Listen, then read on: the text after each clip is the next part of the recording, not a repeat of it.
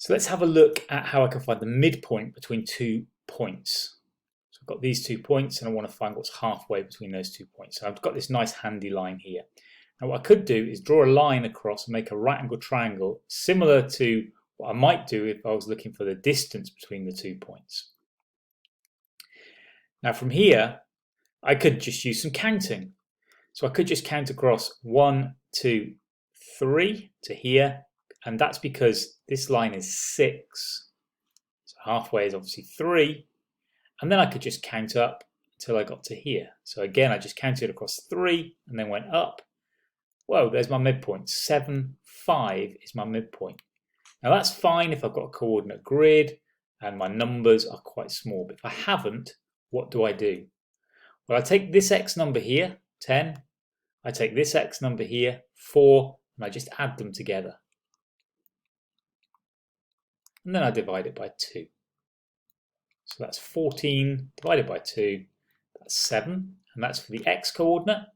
And then for the y coordinate, let's just use a different colour to make it really clear.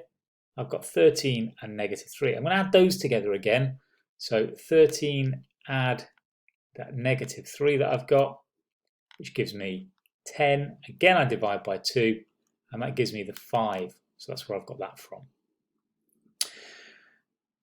So you can see that here, I'm not even going to draw my right angled triangle on here because I've got no grid. I'm not going to do any counting. I'm just going to take the two x numbers, add them together.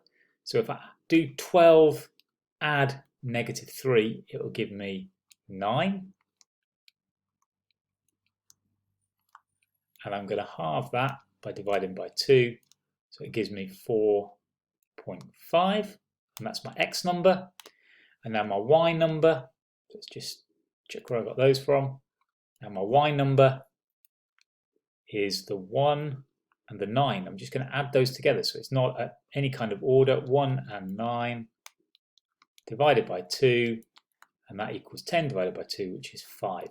So my midpoint is 4.5 and 5. Now again, you might see some formula for this. So you might see these labelled as x1, y1, and this one as x2, y2. And you might see a formula which says add the x numbers together. So x1 add x2, and then divide it all by 2. The other coordinate is to add the y numbers together, and then just divide it by 2. And that will also get me the midpoint.